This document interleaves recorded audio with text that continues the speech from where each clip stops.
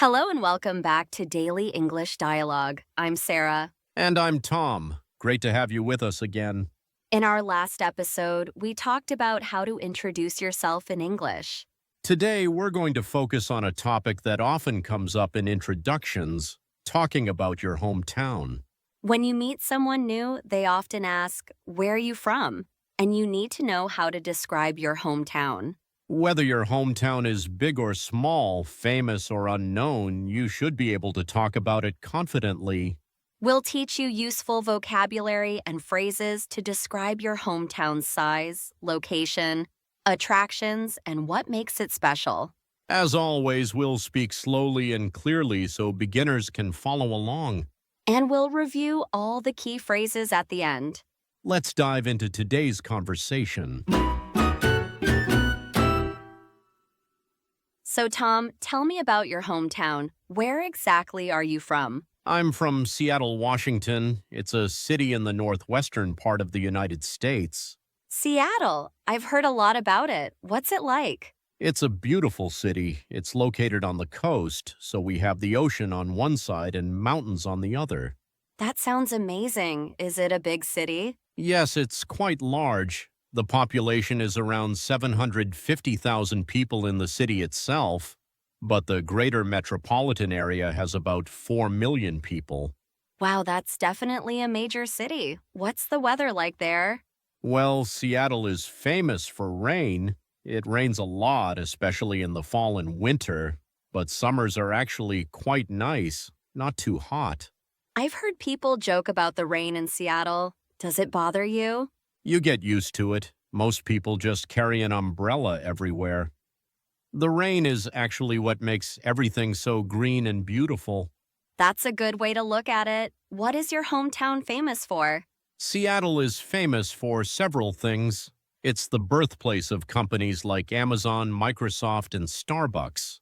Oh, I didn't know Starbucks started in Seattle. Yes, the first Starbucks opened there in 1971. There's still the original store at Pike Place Market. Pike Place Market. I've seen pictures of that. What else is interesting about Seattle? The Space Needle is probably our most iconic landmark. It's a tall observation tower built in 1962. You can see the whole city from the top. That sounds like a must-see attraction. What do people do for fun in Seattle? There's a lot to do.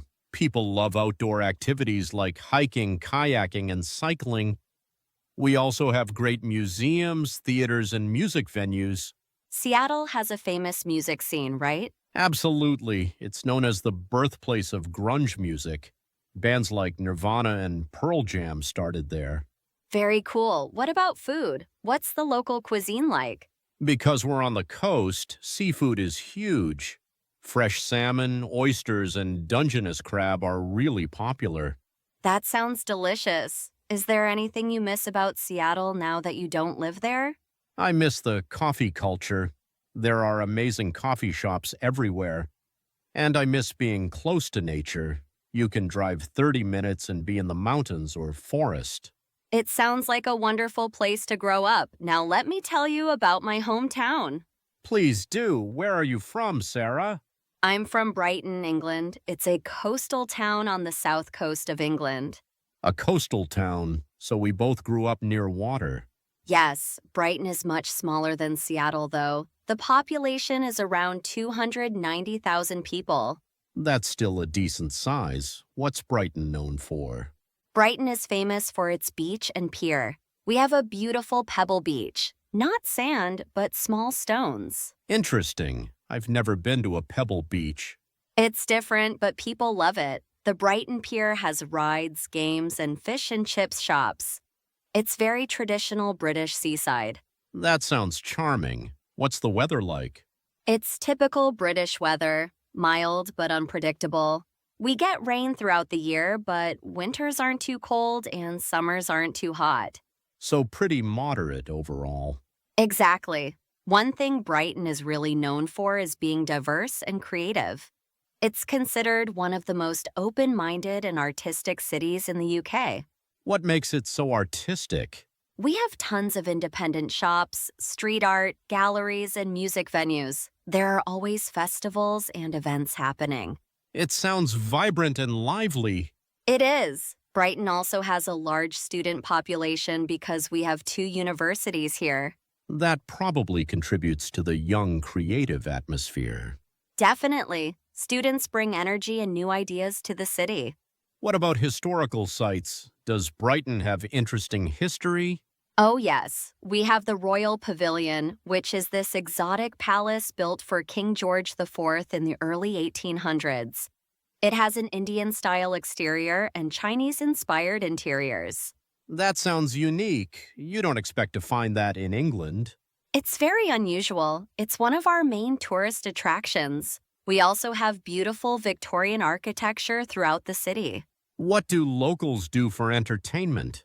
People love walking along the seafront, especially on sunny days. There are also lots of pubs, restaurants, and clubs. The nightlife is quite good. And you're close to London, right? Yes, London is only about an hour away by train. So if you want big city culture, it's very accessible. That's convenient. Best of both worlds. A relaxed coastal town with easy access to the capital. Exactly. That's one of the things I love most about Brighton. You can have a peaceful day by the sea, then catch a train to London for a show. Is there anything you don't like about your hometown? Well, housing can be expensive because it's such a desirable place to live. And during summer, tourists crowd the beach. That's the price of living somewhere popular. True, but honestly, the positives far outweigh the negatives for me. I feel the same way about Seattle. Every place has pros and cons. Absolutely. What advice would you give to learners about describing their hometown? I'd say focus on what makes your hometown unique. Don't just list facts, share what you personally love about it. Great advice. Also, think about different aspects: location, size, weather, famous places, food, and culture. Great advice. Also, think about different aspects: location, size, weather, famous places, food, and culture. And it's okay if your hometown isn't famous. Every place has something interesting about it. Exactly. Even a small village has character and stories to tell. People are often more interested in hearing about places they've never heard of. That's true. It's all about how you present it. And remember, you're sharing a part of your life and identity when you talk about where you grew up. Well said, Tom. Your hometown shapes who you are. Let's review the important phrases for describing your hometown. To talk about location, it's located in, it's in the northern, southern, eastern, western part of, it's on the coast, or it's in the mountains. To describe size, it's a big city, it's a small town, it's a village. The population is about. To talk about weather, the weather is, it's usually hot, cold, rainy, sunny. We have mild, harsh winters. To mention what it's famous for, it's known as, it's the birthplace of, it's well known for. To describe attractions, we have, there's a beautiful. The main attraction is, you can visit. To talk about the atmosphere, it's vibrant, it's peaceful, it's lively, it's quiet, it's diverse. To share personal feelings, I love, I miss. My favorite thing about it is, what I appreciate most is. These phrases will help you paint a complete picture of your hometown. Now you know how to describe your hometown in English. Remember to include location, size, weather, attractions, and personal experiences. Practice describing your hometown using today's vocabulary. You could even write a short paragraph about it to practice your writing skills. That's an excellent idea. Writing helps reinforce what you've learned. Thank you for listening to Daily English Dialogue today. Don't forget to subscribe so you never miss an episode. And tell us in the comments, where is your hometown and what's special about it? We'd love to learn about places all around the world. Keep practicing your English every day. Until next time, happy learning. Goodbye, everyone.